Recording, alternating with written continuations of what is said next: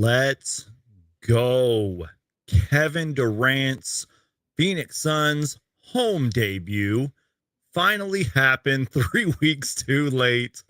And oh my goodness, do we have some stuff to talk about? But I needed a little bit of help tonight, especially from a non biased opinion. So I brought in friend of the channel, Let's Talk Wolves. I'm putting it in the chat right now. You guys can go follow him on Twitter, and I'm going to let him properly introduce himself. He's been on this channel before. What's going on, man? How's it going?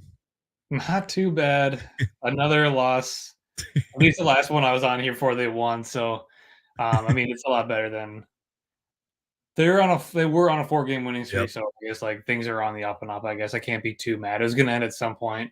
They're on the road for I don't know how many games it was. I mean, they won in Golden State and at Sacramento. Yeah. The odds of them going 3 straight were pretty slim. Especially with Kevin Durant's first home game too. It's like, and you know what, man, I'm glad that you're back on the channel. Some of you guys might remember him from even before we got Kevin Durant. He was on the show during the trade deadline and all that good stuff. He is my Timberwolves expert, and that is exactly why you're on tonight's show, man. And thank you again for hopping on here. And guys, let us know what you are drinking in the chat. We got started a little bit early, so cheers to everybody out there. Even if you're just drinking water, cheers. And you asked me before we went live, I don't know why I bought this. It's called Ice House. It's got 5.5% alcohol volume. I just said screw it, and it was cheap. Whatever. You guys aren't here for that. You guys are here to listen to our thoughts and our discussion really on this crazy Phoenix Suns Wolves game, man. There are just so many thoughts and moments in this game. This game literally felt like two different tales of halves. You know what I mean? So many different runs in this game, which we're going to dive into in a little bit. We'll go over the numbers and everything. But before we get started, y'all, make sure to crush that like button. And really what we're going to do here first is what we always do. I just kind of want to hear your opening thoughts and reaction to this game. So talk to me, man. What's going on? The Wolves' last game against the Kings, they've been taking care of the ball a lot better now that they have Mike Conley. You have Kyle Anderson in the lineup, kind of just veterans. Tonight, I think the energy of Kevin Durant being in the building, Suns fans finally get that opportunity to see him live. It's that I think helped create a lot of the turnovers. I mean, the Wolves, a lot of it was self-inflicting, but a lot of it also was just kind of like Phoenix just went for every loose ball. They wanted the extra possession a lot more than the Wolves did tonight. So I think that was a lot of kind of what we saw from Minnesota. They were kind of just a little too sloppy. Yeah, no, I agree with that. One key takeaway right away from what you said was just how active the Suns were tonight, especially getting like second chance points, forcing the Timberwolves to turn over the ball. That's something that the Suns have struggled with before, and it is noticeable when the Suns actually are active and have active hands. And that was one thing you and I were kind of talking to each other about during the game. I was like, the Timberwolves are turning the ball over a lot, even though Cat was cooking us really all game in a way, but especially in the first half. That was one of my biggest takeaways. And I even wrote down a couple of notes too. In the first quarter, the Suns had 18 points in the paint in the first quarter, and then they opened up the second quarter with a points in like a point in the paint, and they finished the game. While I'm on this little rant right here, we beat you guys in the points in the paint battle 54-44. That was one thing that stood out to me. And I remember we were talking a little bit. You were like the Timberwolves have been playing very physical lately, so you kind of wanted to see how the Suns were going to counter that. And we're definitely going to talk about the Kevin Durant stuff here in a little bit. But that was one of my earliest takeaways, and kind of like how you were talking about, man, just the energy and the vibe of Kevin Durant being in the building, I think sparked just a different Suns team. And we really needed this. I mean, it's interesting because, sorry, my phone's blowing up. But anyways, it's interesting because you guys are getting momentum at the right time right now, which is perfect. I mean, there's like what? We only have like 7 or 6 games left. Yeah, exactly. So perfect timing for the Timberwolves to go on a little bit of a winning streak prior to tonight. You obviously got Karl-Anthony Towns back for the first time in 51 games.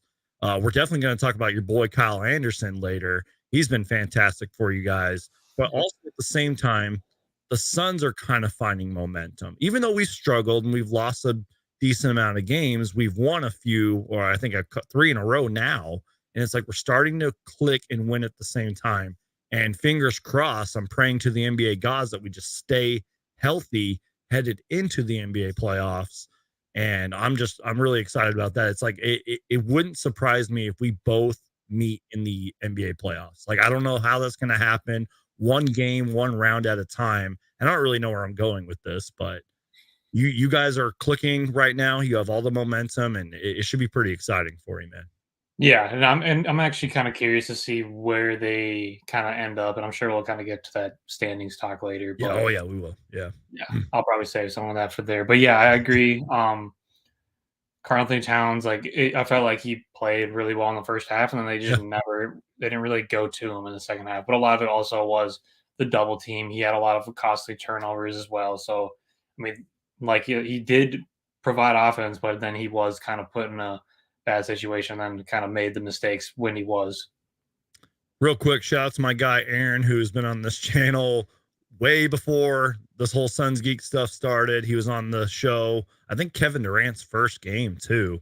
He says, "Love you, bro. Suns for life." $2 super chat. I really appreciate that, guys. You totally don't have to, but if you're feeling generous enough, you can donate to the show with super chat or super thanks, whatever they're calling it nowadays, and I would really appreciate that. But let's just dive into this, man. I kind of want to start with the first quarter and then really the third quarter. That's kind of where I want to go with this. And then we'll dive into the stats. I can pull them up for you and we can look at them and everything. But again, going back to just the Phoenix Suns energy, I even was joking with some of my friends uh, over text and stuff. I was like, Kevin Durant returns, and Devin Booker was like, hold my beer. Devin Booker was absolutely fantastic, man. This was a game full of runs. Devin Booker was cooking. He was getting any shot he absolutely wanted out there. But just the energy, the defense of the Phoenix Suns, we kind of mentioned it earlier, forcing turnovers. I mean, how many turnovers did you guys finish with today? Like, let's see, it was 21. And I'm glad that I brought this up because, real quick, how many do you remember how many turnovers you guys had last game? 6. I'm glad I brought that up because in the Phoenix Suns' last two games, not including this one, we've only had 15. That is absolutely huge for the Phoenix Suns. And Yeah. that was one reason why I feel like the Phoenix Suns got off to a great start to this game. But your Timberwolves kept scratching and clawing, fighting back in this game. It seemed like anytime the Suns would get momentum, the Wolves would punch them right back. I mean, you guys had like a 8-point lead, I believe. I Yeah, it was think was that headed into the fourth quarter or something like that? we had 8-point lead, I think, when there was like 8 minutes left in the Yeah. third, Mhm. and then Phoenix kind of went on like a 19 to whatever Yeah. run And we was. closed the quarter out, I believe, 27-12. So again, man, this was just a Yeah, game full of runs. I'm just gonna pull up the stats right now because I feel like it's worth talking about. And my ESPN page is swarmed by ads because I've been looking at all these Suns hats right now. But I'm just gonna pull up the stats anyways. And then we'll kind of just get like our thoughts and everything. Let's start with the Timberwolves, man. Is there anybody on the stat sheet that stands out to you just in terms of I don't know, like anybody because I like what you do on Twitter. You have like an MVP, a rough yeah. game, and an underrated game. So let's talk Wolves first. You see how I did see what I did there? Um, let's talk Wolves first. What are your takeaways, man? Um, I honestly like the Suns were really solid defensively. I feel like they were just kind of everywhere. I just felt like every time the Wolves tried to do something, there was a Suns player just right there to meet them. Yep. And I kind of noticed that with like on Edwards' side, he was good offensively, but he sprained his ankle. He's coming back from that. He had an illness last week. He is now battling another illness this week. He was fine offensively, but defensively, I felt like Devin Booker kind of was able to get around him. Yeah. And usually Anthony Edwards is pretty like really solid on ball defense. I know this doesn't like really tie into the offensive stats, but like I noticed that right away. Right. It's kind of like Devin Booker was able to go wherever he wanted. Yeah. Um, Rudy Gobert, obviously he was doing really well on the boards, but the turnovers, I don't know how many. And I think fouls he's too. called for Yeah, the legal screen at least 20 times. right. Obviously, it's not true, but It felt like that though. yeah. And then the Kyle Anderson, like Yeah. he comes in, he had a pretty low assist night, and he came into the night battling an illness, but for the most part, Kyle Anderson is putting up near triple doubles or triple double numbers every single night. So he's Yep. been our most consistent guy. I was going to talk to you about Kyle Anderson too. I read a couple like previews on like certain websites and everything. I wanted to read you a stat. I'm pretty sure you already know this. But in the month of March, Kyle Anderson is averaging 12.2 points per game, 6.8 rebounds, 7.8 assists. And you told me earlier that he's pretty much your guys' second point guard while shooting 51% from the field. And Yeah. look, I mean, he was 3 for 9 tonight, but he played 30 minutes off the bench, 6 points, 2 blocks, and 10 boards to go along with 2 assists. Yeah, And I there were thought certain plays where I thought he did great on yeah, defense. that's what So, I was literally just about to yeah, mention. I thought he did really well on Kevin Durant when Jaden McDaniels wasn't on yep. him. hmm It's Kevin Durant, so you And can only do Booker so too on much. a couple possessions. Yeah, exactly. He's been really solid defensively. I mean, he's literally just like he will not turn the. I mean, he had obviously had a ton tonight, but Yeah. again, he came into the night battling that illness. I would say he did pretty solid, but this is not your typical Kyle Anderson night. Right. I also want to give a big shout out to Nas Reed, man. We That love him. dude, first off, I thought he cooked us in the first quarter, but that dude, and like there was a stretch where I think he struggled to get the ball in the basket and just struggled overall in the Yeah, game. But that dude plays so freaking hard. And I don't wish injury upon anybody. When he landed, like I believe awkwardly on that wrist, yeah, and he was grabbing at the wrist and everything, still got up. I believe he made the free throws. yeah. Uh, He made 1 out of 2. yeah, and then continued to play. Just went out there Mhm. and was like, "I'm good, like whatever, we'll deal with it later." You know, had that adrenaline rush and everything. Finished the game with 15 points, 6 boards, 2 assists, and 1 block. And I think he hit a couple three or 2 threes, I believe. Yeah, That dude just plays hard every single game, man. yeah, And they were talking about it on the broadcast. He's a free agent after this year. He is going to command some money, and I don't blame him for doing that. yeah. I think there's been a couple reports a couple months ago, or maybe it was 1 or 2 months ago, where the market kind of looks like it's going to be 7 or 8 million, which seems like an underpay, but he does struggle like when he's going up against a bigger center. And so Right. that's been kind of the liability with him. Like he could be a starting center, but then he's probably not your best starting center option because of the size, but he does play really well offensively. He's got moves that he plays almost like a point guard in some sense when he's dribbling the ball. He has at least one poster dunk a night. He did one almost tonight. The biggest thing he actually I forgot to like finish on that point where he wants 10 million. The Wolves could easily give him that, and I think they should. The biggest issue has been he does not fit well with another center. So Right. he's been struggling as a power forward. But for whatever reason, the last 4 or 5 games, he's really found his groove. And tonight, I thought he did obviously fairly well, but then he has some of those chaotic moments where he struggles. But for the most part, Nas Reed has been really solid as a power forward. So real quick, I kind of wanted just to get your and myself our opening thoughts and everything. We're already past 15 minutes, which is crazy. The show's going to be awesome. I'm live with my friend of the channel. Let's talk Wolves, Timberwolves talk. His Twitter link is down below. Go check him out. He's a great follow and everything. And I feel like I let you guys down as a host of a Phoenix Suns channel because it's nearly 16 minutes and we haven't even talked about the man of the hour, Kevin freaking Durant. Let's play his drop.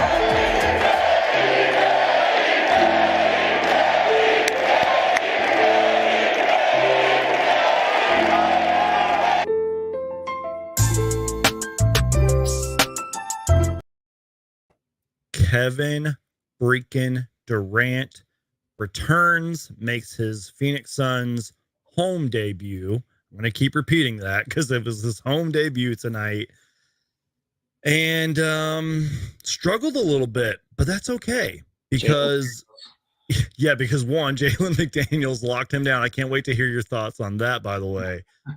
Again, honorable mention to Kyle Anderson, a few possessions. But you know what, man? Coming back from injury, they were even talking about it on the broadcast that he apparently was pretty much locked away in the weight room and was putting on what they called overall weight. And he said the ankle felt good, his warm up went well, and everything. And I'm sure there was a little bit of nerves too. I totally understand that. Like I kind of thought he was a little nervous in his first game with the Suns, but a good kind of Yeah. nervous. And obviously, Jalen McDaniels played excellent defense on him. But Kevin Durant still finished with 16 points, 8 rebounds, 4 assists, and the playmaking tonight was fantastic. And I'm sure you know this, but Kevin Durant's defense tonight was just incredible. It kind of reminded me of just what Jalen McDaniels and even like Kyle Anderson were doing at times, just contesting shots, being there at the right time, making life difficult for whoever was in front of him. And Kevin Durant does that. And another thing I noticed is like when the Suns were down and Kevin Durant would get the rebound or just he would have the ball, he would just kind of slow things down a little bit. It was Chris Paul esque. I thought he was fantastic. So before we talk about the defense by Jaden McDaniels, what did you see out of KD tonight, man? Anything that maybe I didn't mention? Yeah, kind of just like the nerves part, I didn't think about that until now, but Yeah, when he did have a few, like, wide open shots that he normally would hit, it didn't he kinda missed a lot of those kind of, like, wide yeah. open ones, and Those give me shots. yeah, Yeah. and he's gonna make that the next game 10 times out of 10, he's never Hmm. missing that shot. So Yeah. I thought, like, obviously the nerves and maybe, um and obviously the defense for McDaniels and everything, or maybe when he did have those wide open shots, he maybe assumed that McDaniels is gonna be coming right out of the corner or something too, but I think that's a good point. The nerves probably did get to him because he's not missing that shot again. Yeah, absolutely. That's what I was saying. I was like, next game he's gonna be so locked in. Like I'm scared for the other team about what he's gonna do next game. But I thought he was great, man. And again, it just goes to show that even though it was kind of like I joked earlier, I was like, Kevin Durant's in the game. Booker was like, cool, like hold my beer, I got this. Like Devin Booker took over. Chris Paul had a phenomenal game, and we're gonna talk about Chris Paul in a little bit here. But like the Suns team is just so deep for a reason. I thought our bench was really good. And I have some stats I want to talk about later about our bench because our bench has been absolutely huge lately. And we're going to need our bench if headed into the playoffs if we want to have playoff success. I thought Kevin Durant was great. And you know what, man? It's Kevin Durant, dude. He can have a bad night here and there. I'm fine with that. It's his fourth game with the Suns, his first game back in 3 weeks, coming off of a freak accident with the ankle injury and everything, and he still finished with 16, 8, and 4. I'm fine with that. And he was Yeah. on a minutes restriction. I'm fine with that, man. I don't really know where I'm going with all this, but that's my opinion on Kevin Durant, man. Yeah, I mean, you can only hold him down so long. It's I mean, 16 he still had 16, 8, and 4, Yeah, like, exactly. that just shows you the talent level. Any other player, he's probably a minus 20 something and Right. has, like, 5 points on, Yeah. you know, whatever shooting, on 30% of shooting from the field. So, it's Kevin Durant, man. And I believe in the fourth quarter, he had back-to-back threes, I believe. And Yeah, that was kind of when I was like, okay, Kevin Durant's gonna be fine. We're gonna be fine. I wasn't like when he hit those threes, I wasn't like, oh, we're gonna win the game. But that was kind of when I was like, okay, the Suns are waking up here. Those threes were huge. I mean, who knows if we even win this game without those threes? And that's just what Kevin Durant does, man. But another player that I want to talk about is the man that actually could hit some shots today, and that was Devin Booker. Devin Armani Booker.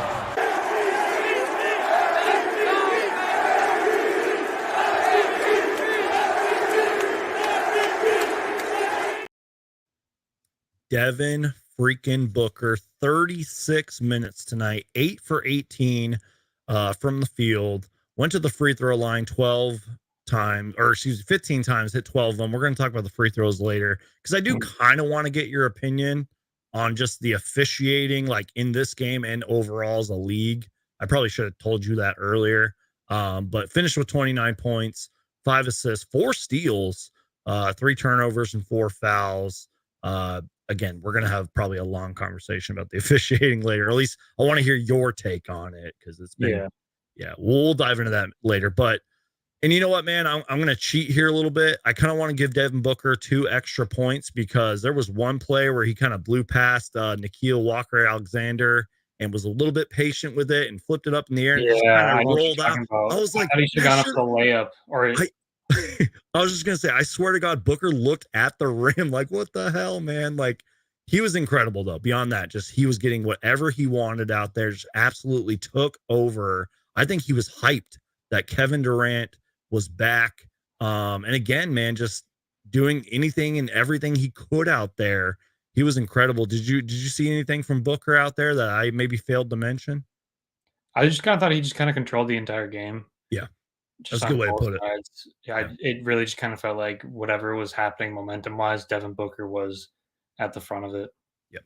Absolutely, man. And again, I also want to talk about Chris Paul too, because again, I don't know how many Suns games you've watched this year, how much you've really been following, but he has had sort of an up and down year. But I've always defended Chris Paul because he's had nights like tonight where he has sort of had a quiet, if, and I mean this respectfully, maybe an overlooked performance.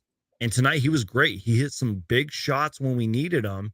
Played 35 minutes, by the way, 19 points, 6 assists, 2 steals on 7 for 15 shooting.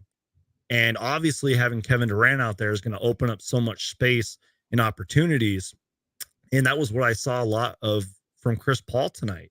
I mean, he finished, he only hit 1 3, but he had a lot of those mid-range shots that we all know and love from Chris Paul, and just attacked when he could and got to the basket when he could and just made points. And that's what we need Chris Paul to do. And kind of like with you, when what you mentioned with Devin Booker, controlled the game. And like I mentioned with Kevin Durant, like slowed things down a little bit, got the guys in their spots when they needed to be. That's what Chris Paul does, man. There's been games out there where he'll finish with like 8 points, but like 12 assists. And maybe he didn't shoot as much. Like, we don't need Chris Paul to score. With or without KD, we really don't need Chris Paul to score. We just need him to set our guys up. And again, man, like, this is another game where I'm like, if Chris Paul doesn't hit those shots, who knows if we win this game? Just like with KD, those back-to-back threes and all that. I thought Chris Paul was great tonight. I've always kind of defended Chris Paul, but I've also had to admit to myself that he is slowing down a little bit. It sucks, but he is slowing down. So any thoughts on that, man? I hate Chris Paul. Okay, moving on. He's burned us so many times over the years. The stupid jersey on top where he's always snitching. Wolves fans hate him. He always somehow has something up his sleeve against us. He's a great player. I know, like, I'll respect his game. At the trade deadline, I said I want Minnesota somehow to figure out a way. I remember we talked about that. Yeah, but I do hate him. But he's just a really good player. Exactly, man. One of the greatest point guards this league has ever seen. Real quick, everybody, do me a huge favor. Absolutely just crush that like button. Share the show. Follow my guest, Let's Talk Wolves, on Twitter. Check out his stuff. He's a great follow. He is my Timberwolves insider, my Timberwolves expert, if you will. And I do appreciate him being on the show. And I hope you guys are enjoying this show. We're just talking all things Suns and Wolves this game. Sure, we're going to be diving into some other conversations here in a little bit. Let's talk about somebody who didn't have the greatest game, but sort of had some key moments here and there that I feel like are worth discussing. And you guys can get involved in the chat. But first, we have to play his. The Phoenix Suns select DeAndre Ayton.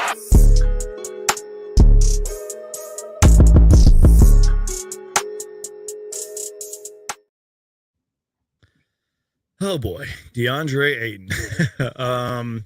Looked like he was going to start the game great. I mean, I think it might have been the first possession. Chris Paul threw that lob to him. Yeah. And, he had a couple blocks throughout this game and was doing all he could on defense, but just didn't really get involved, wasn't too engaged. 29 minutes, 10 points, 3 rebounds. Did have the 3 blocks, though, and pretty much had that finish, I believe, also by Chris Paul to kind of close out the game, if you will, even though I think Anthony Edwards hit like a late 3 or whatever, but pretty much sealed the deal with that last play. I don't really have too many thoughts, man. It's just, I don't know if the Timberwolves have a player like this, man, but it's like DeAndre Ayton is just, and look, maybe it's Kevin Durant being back, and, we haven't had too many games with KD. We're trying to see how this whole offense works and how everything clicks, but Not the greatest game from DA, but not the worst. I don't know. Yeah. I think and every time I'm on, I think Yeah, we talk about DeAndre Ayton because exactly. he's so I honestly like I like to watch him when he's rolling. He was one player that I was like, because the Wolves have been flirting with this too big thing they like for a while. I was like, it was between Miles Turner, Rudy Gobert out of nowhere. I was like, okay, what about the possibilities of DeAndre Ayton? It's like he's so talented, but he's so soft. He did not like he just like has so much talent. It's like when he's rolling, I've watched a couple of games where he's having those 22 point, just almost 20 rebound nights, and Yep, it's just like he's incredible when he's on like his defense. yep. He's grabbing boards, he's getting buckets He's whenever. sort of an underrated defender, man. Sorry to cut you Yeah. off, but he's an No, I agree underrated because defender. I really like his defense, and it's like then you see nights like these, and it's just like from an outside perspective, it's like really frustrating to watch him play. It's like tonight, I just didn't really feel it was whenever I was like, whenever he was on the floor, I was happier because I was like, keep Biombo off the floor because Yep. Biombo was just erasing Yep. everything. I just felt like his presence was felt more in the 19 minutes. I'm glad you brought Biombo up because let me tell you, man, he has been fantastic for us, especially as of late. I mean, he finished with 6, 8, and 3 of the blocks, and he played 19 minutes. But like even playing against like a DeMontis Sabonis or an Anthony Davis or a Joel Embiid as of late, those have been our past few games. He's been fantastic. I think he had the game of his life, I believe, against the Sixers. He had like 18 and like or whatever the numbers were. He had like 5 blocks. He had a double double. It was amazing, man.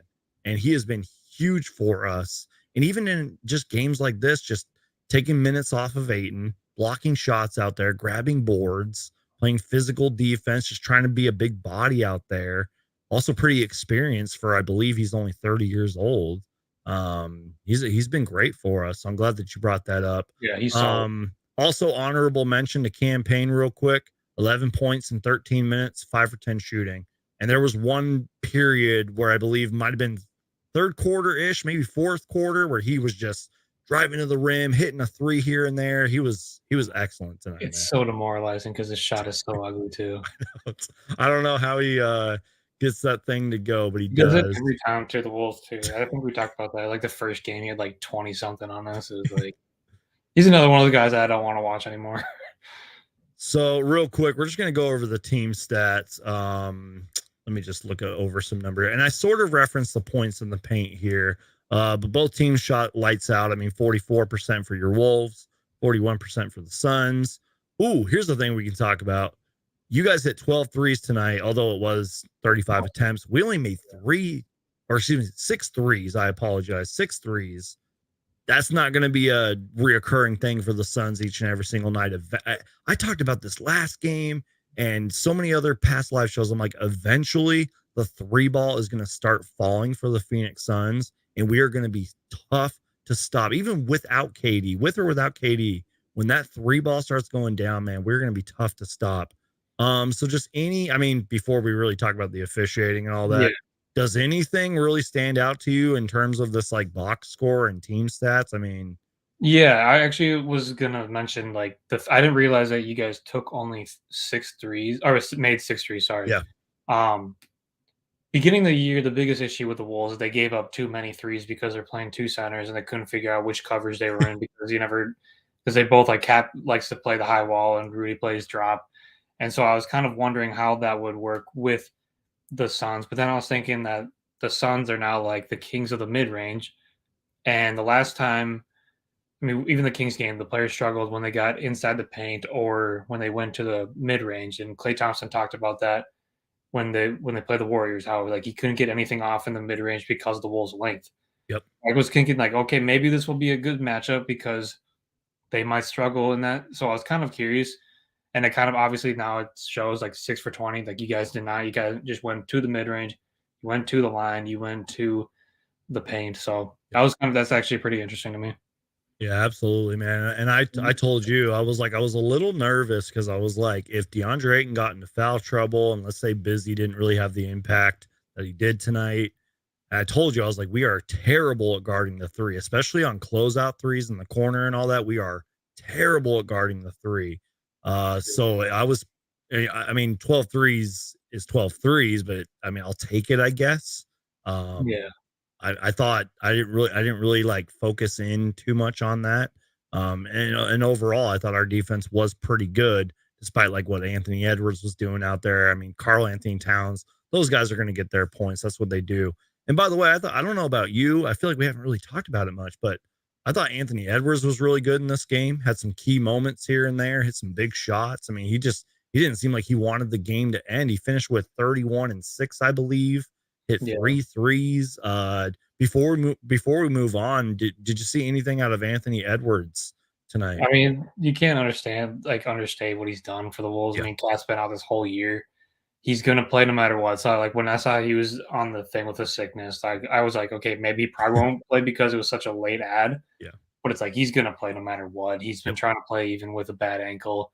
He gets a little. He went on Austin Rivers' podcast and talked about how like right after the season ends, he wants to work out right away because his diet is pretty bad. So he gets kind of out of shape, and he came into the season really out of shape, and he's had a little bit of rust. I think it's mostly the illness versus the ankle, but he's been kind of like slower, and he's slowly getting better.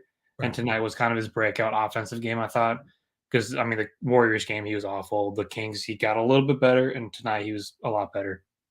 Hey, if he can do that and he's not feeling good, then this man has a bright future. And I'm serious. Like Flu he game. was great tonight. Yeah, this was the flu game.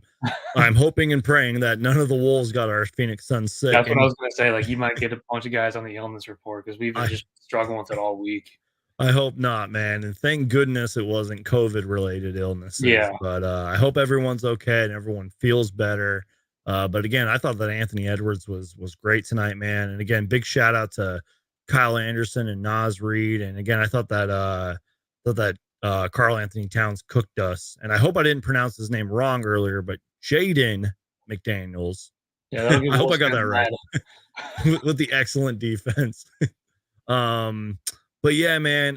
So real quick, we were sort of talking about this earlier, and I wish I would have sort of told you about this earlier, but I kind of want to just get your quick thoughts just on the officiating tonight as a whole, and but really like as the in the league, because we have seen some pretty I'm going to use the word rigged games. We've seen some Yeah, very it's been very poor, questionable games, and I've ranted about this so much. I've made videos about it so much.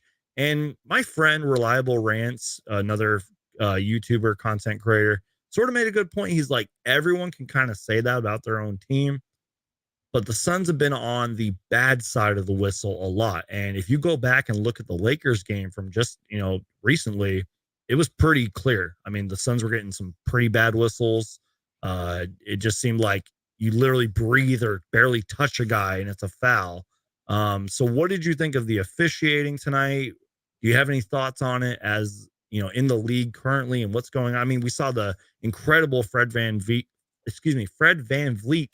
rant, his little press conference. I think Eric Spoelstra had some things to say. Marcus Smart. I mean, this is a league wide issue. So what did you think about it tonight and just in general? yeah. In general, I'll start there. Yeah, I watched that Lakers Suns game and I was yeah, getting so angry. It's the most, and if you, I looked it up, I don't remember, I don't know what it is now, but like a week ago, if you look at all the top teams with the big, like the most free throw attempts, it's all the big market teams. It's the Lakers, it's New preach. York, it's Philadelphia. You go down the list, it's literally every single big market team.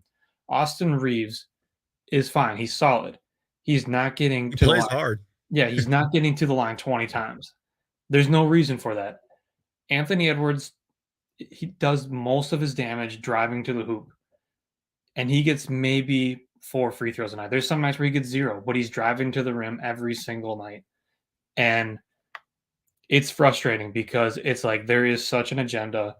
And Oh I yeah, will say that I listened to a podcast, I can't remember which one it was, but they talked about how the officiating now, there's a lot of young officials now. And so there is a lot of like learning curves for Monty them. Williams talked about that. Yeah, And so that is another like issue. And like hopefully in 5 to 10 years, this is kind of a thing that's like we're past. But it is at like I feel like it's at an all-time low. Minnesota gets I mean like I'm very biased. I'm no, sure you can maybe be it's not biased. really I'm good thing. biased. Yeah, I think that they actually get the worst whistle ever. Like Jaden McDaniels will barely touch someone. The other night, Trey Young shot a pull-up three. Jaden McDaniels didn't even touch him, but they called a foul on him. Right. You go watch the Minnesota Boston Celtics game. That game is frustrating, where that game still makes me very angry at. But tonight wise, like the fact that the Suns shot, I thought the first half was very even. Yeah. They weren't calling on both sides. Like I don't care. Yeah. Like if First you half want was great. I didn't even recognize the officiating in the first half. I was yeah, just like, whatever, like, and if they're gonna keep blowing whistles, but like if both teams are getting to the line consistently, then like I don't care. Yeah. I just wanted to be fair on both sides. The second half is where I kind of felt like it really went downhill. And Rudy Gobert did have a couple of legal, especially the fourth quarter. yeah, yeah. And like Rudy Gobert did have a lot of illegal screens. Like there was some things there. The Wolves were not perfect, but there were a lot of calls. Like, how did the Wolves only get to the line 12 times versus 27? And we were talking about it before. I don't feel like reading off the big quote, but apparently, like other players or Rudy Gobert is now just going in on the officiating. They're both probably going to get fined. Right. Rudy Gobert takes the most shots to the face, I swear, like out of any player. The Wolves have actually been sending in clips recently to the league about like to like watch out for like these things because Rudy Gobert keeps getting like hit in the face every night. Chris Finch basically did the Monty Williams and said the free throw disparity. Where was the actual? Oh yeah, they went to the line 27 times and we went to the line 12 times. Sitting up here and talking about it must have worked for them.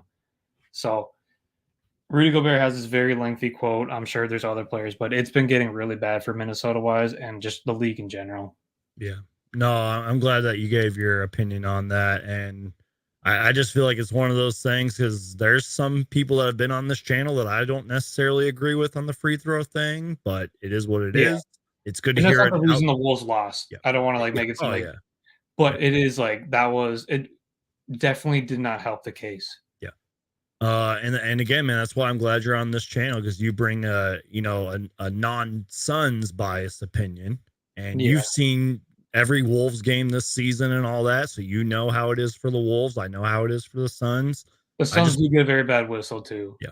I just believe it is a league-wide issue, and it's interesting that you said that the Wolves have been sending in plays to the league. I mean, Monty Williams, I don't know if he's done that necessarily, but he said that he has literally sat down with whoever the league representatives are and has talked to them, has done this multiple times. So hopefully the whistle is in both of our favors going, forward and all that.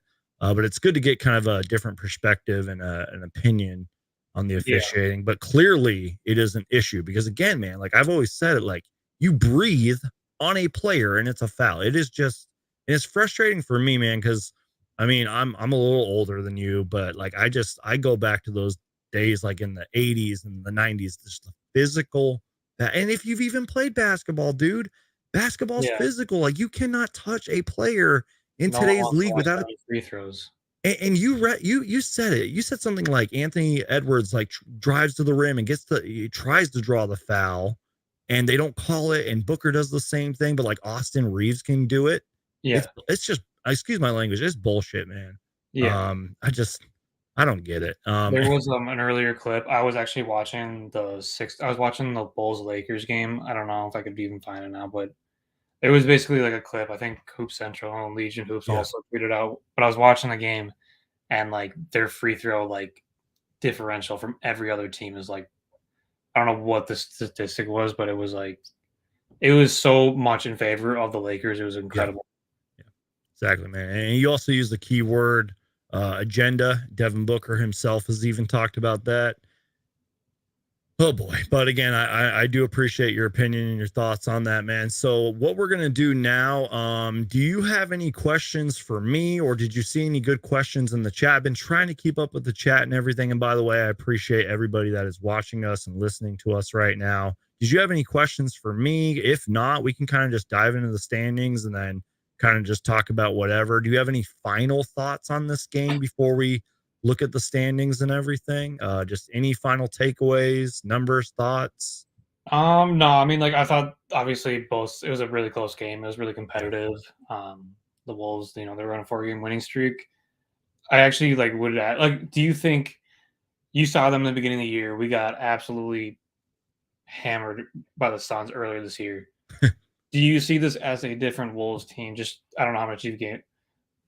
Oh yeah. I just like the way that you brought it up. I mean, obviously trading for Mike Conley and everything was huge because that's just an incredible point guard, especially in the past and all that. Great veteran in this league. But the way that Anthony Edwards has grown this year, obviously getting Carl Anthony Towns back, and I will stand by this man. And I think I even talked to you about this. I was like, I just believe the Wolves are being patient with this Cat and Rudy Gobert experiment. And we can talk about this another time, but I truly believe that. Like it's Yeah, year one of this. And you guys have barely, I mean, 51 games, dude, with Cat yeah, being out. Like, I mean, Anthony Edwards is a star before our eyes. Mike Conley has been a big piece with you guys. I mean, Jaden McDaniels, Nas Reed, I could go like this stuff. So yeah, that's how I look at it. I believe that you guys are a completely different team. And what did I say at the start of this show? You guys are getting momentum now when it really matters. And I think you guys are going to be a tough out in the playoffs. And I'm low key cheering for you guys, man. Like, I hope you guys get a good spot in the playoffs and maybe we'll see you in the second round, man. yeah. No, for So, sure. yeah, man. All right. But yeah, real quick, do you want to talk about the standings? Because I got them pulled up right here.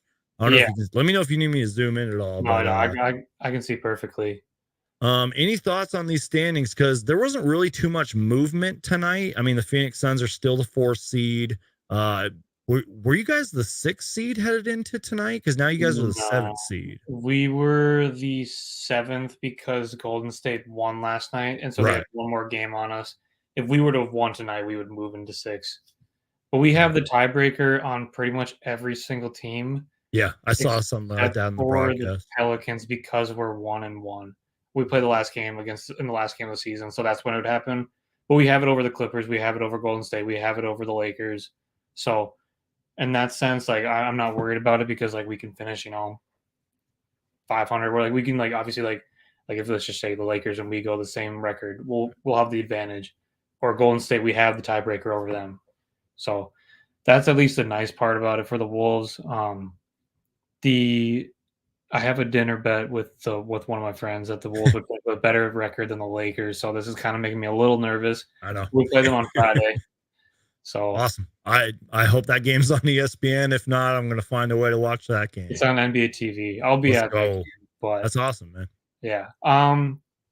Which team do you least want to play in the playoffs?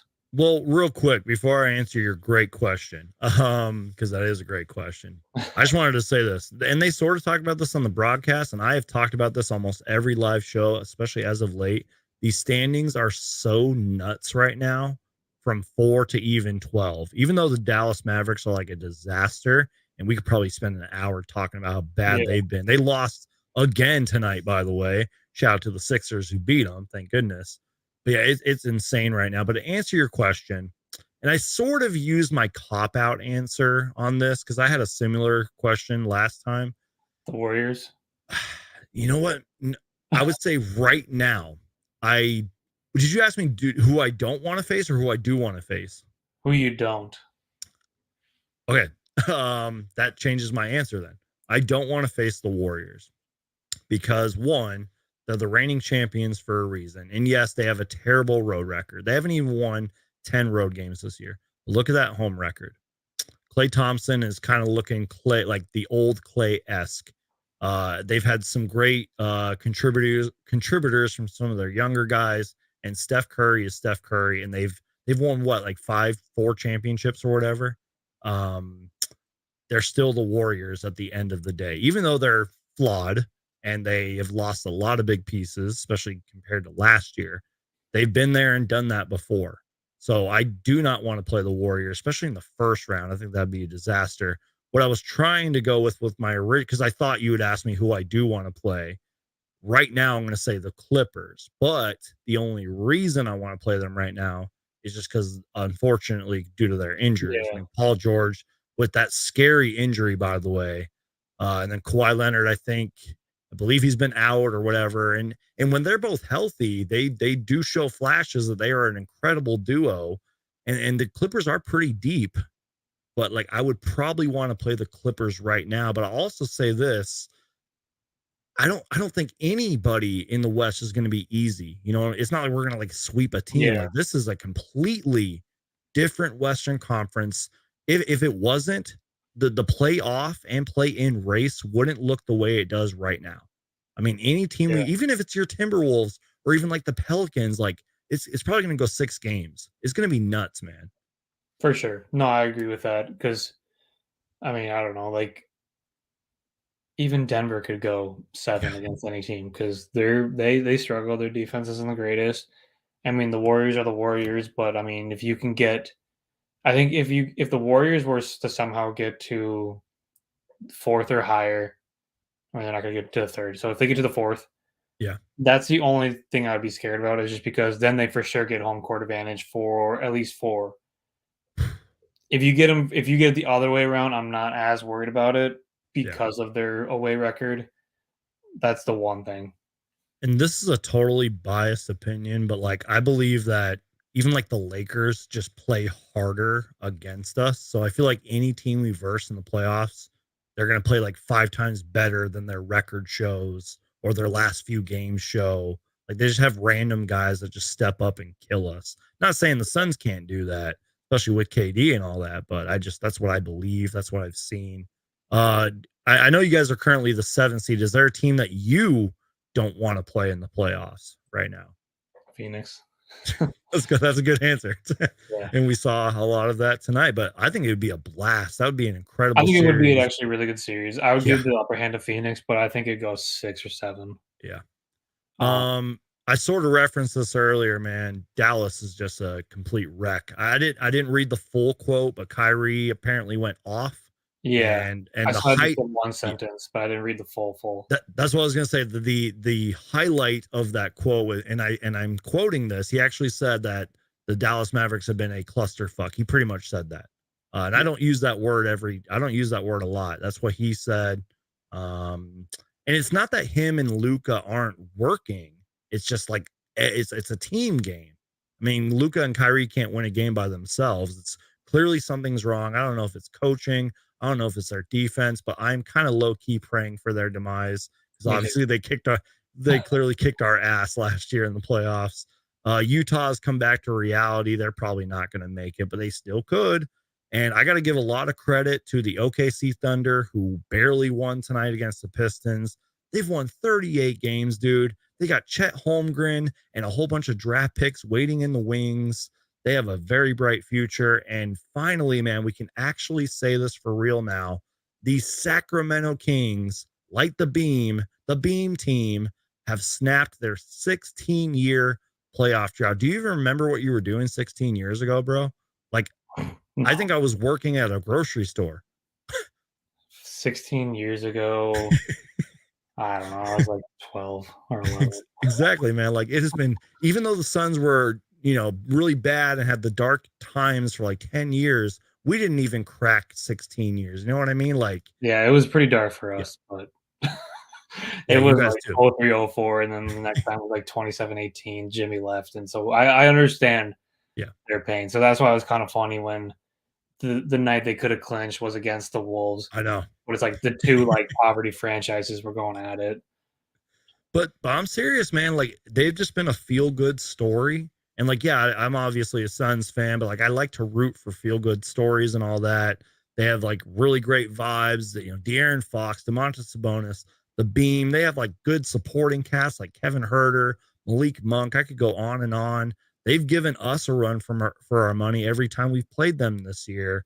They're a great team. I'm super happy for them. Did you want to talk about the Eastern Conference standings at all, or Yeah, we can anything go else for it. you would like to discuss before we kind of wrap things up here? No, I'll just go for the Eastern Conference. Awesome, man. I mean, I've talked about this. I had a few of my YouTube buddies on the show just recently, and I pretty much said this. I was like, I truly, and there are some great Eastern Conference teams, but I truly believe it is top four heavy.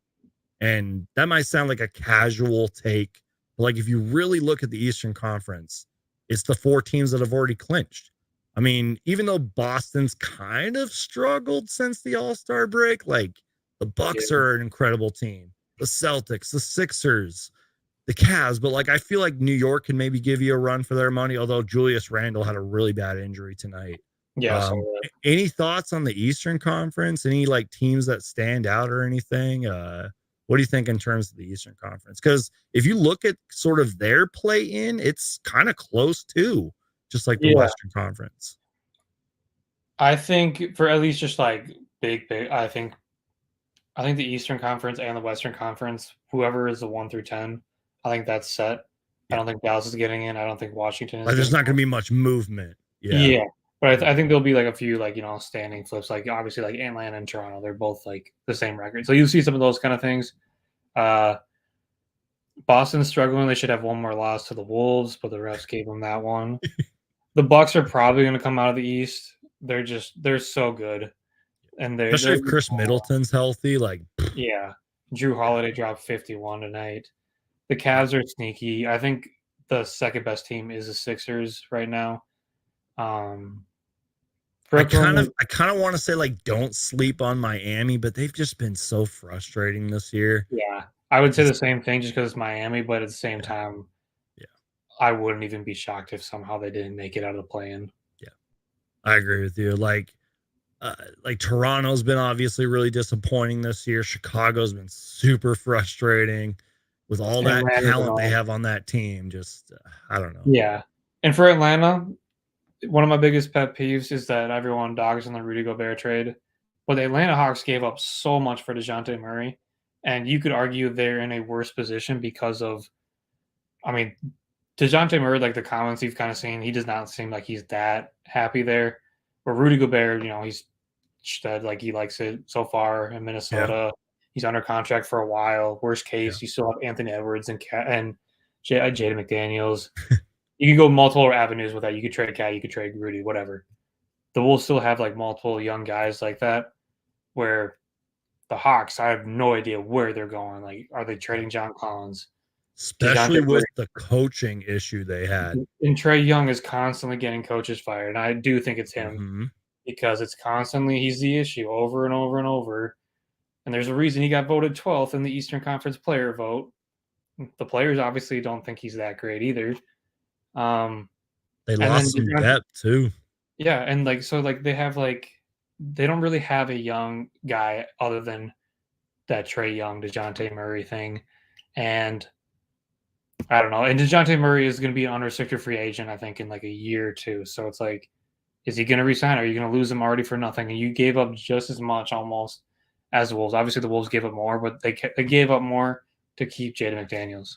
Yeah, exactly. No, I think we pretty much agree in terms of the Eastern Conference. But I think this has been a great show, man. You guys, if you have any final questions or comments, get them in right now. Did you have anything else you wanted to talk about or any questions, man? We can kind of just talk about whatever. It's just all free talk from here, man. If not, I do have some stats that I would actually like to read because I feel like this is sort of my pregame stuff that I was writing down. So I might go on a little bit of a rant here. If you want to keep your eye on the chat, I would really appreciate that. So get your guys' questions in real quick, y'all. But real quick, I just kind of wanted to go over some stats that have stood out to me, especially as of late. I referenced a few times in the show the Phoenix Suns bench. And let me tell you, man, they have been absolutely fantastic. There's kind of a lot of numbers here, but in short, man, and I think they even showed it on the broadcast, 178 points within their last like few games. The bench is averaging 59 points per game. Let me tell you, like 2 months ago or even like a month ago, that was not the case. Like our bench did not show up. They were not hitting shots. And that's why I referenced, I was like, when that three ball starts dropping, if our bench right now or over the past few games is averaging 59 points, when that three starts hitting, it's over. Like we're going to be an incredible team. Terrence Ross is average. I mean, he didn't really do too much tonight, but he's been averaging like 19 past a few last 3 games. TJ Warren played pretty well tonight. He's averaging like 13 lately. Bismack's been playing great. we didn't see I don't think we saw any of Jock Landale tonight, but he's averaging like 9 points over the last 3 games. And then Cameron Payne, I think he had 13 and 15 tonight, or 13 in 15 minutes. He's been averaging a decent amount of points. Yeah. And then also too, just I mean, I'm just like looking over some numbers. Like I kind of referenced the turnovers. We had 15 turnovers total in our last couple of games headed into tonight. And then I don't even know what we finished with, but I think the turnovers numbers were low. And it's just scary, man, that like we haven't had KD that much, only 4 games. And we're starting to get that momentum. We're starting to get healthy, fingers crossed. And everything seems to be clicking. And I am just thrilled. If our bench can keep this up throughout the playoffs, man, we're going to be a tough team to beat, even if we go up against the Warriors. So yeah, for sure. That's my bench rank. I like the Terrence Ross addition. That's another scoring punch. I mean, kind of losing that scoring punch now that Jock Landale, you guys not playing anymore. My boy Jock Landale. Yeah, he's in and out of the rotation a lot. Hasn't really provided us with what we saw like in the preseason at the start of the season, but he provides good minutes. And someone who didn't play tonight was Landry Shamet, who's finally healthy again. Another guy that statistically won't stand out, but can hit you some big shots, play some low key defense. And yeah, man. So, I think that's it. I'm not really seeing too much from the chat, although I do appreciate each and every single person that's been in here. Even if you guys are watching later, I really appreciate it. So, let's talk Wolves. Tell the people where to find you, man. Tell the people what you do, and hopefully we can get you back on the channel soon, even if it's not a Suns Wolves game. Hopefully we can get you back on soon, man. Yeah, for sure. I'd love to get on anytime, talk playoffs or whatever. Yeah, you can find me. Let's Talk Wolves, or any of the other ones. Let's Talk Twins. Not sure how many of your Phoenix fans or Minnesota sports fans, but yeah, I just run a sports blog called Let's Talk Minnesota Sports, where I just kind of write and cover all the different Minnesota sports there. Well, at least you're smart enough to cover a bunch of different sports, because if I even tried to cover the Arizona Cardinals, I would fail miserably. So I do appreciate you being on. Your Twitter link is in the description below. Great show, man. I hope you had fun. Thank you for being here. And to answer Matthew's question, yes, I still have that Valley Squad shirt from way back in 2020, before the Suns got good and all that. It's actually in my closet because I ordered the wrong size and it's just way too small, but I keep it as a nice little memory, you know what I mean? And Lindsay is saying, play the video, Brandon. I'm sure you remember this from the trade deadline. You know what I'm talking about, but I have to actually find it. Here it is. Lindsay's telling us to play the video, so let's Holy crap, you guys. Kevin Durant is coming to the Phoenix Suns. It's 150% guaranteed. Kevin Durant is coming to the Phoenix Suns. Yes! It's pretty much like a meme at this point, but I love it, and it's just so good. Matthew says, you the GOAT, Suns Geek. I appreciate that. But thank you to everybody that was in here. Looks like you're getting some love in the chat right there. I've seen you smile a few yeah, I was like, I've seen you smile a few times, so it looks like you got a lot of support. And again, man, you are welcome on this channel anytime. We got to schedule something soon. And yeah, this has been a great show, man. So thank you everybody for watching. Go ahead and crush that like button, even if you're watching later. Follow Let's Talk Wolves on Twitter. Thank you guys so much for watching. Stay safe out there. God bless you guys. We'll see you guys next time, and go Suns. Wait for it. Peace.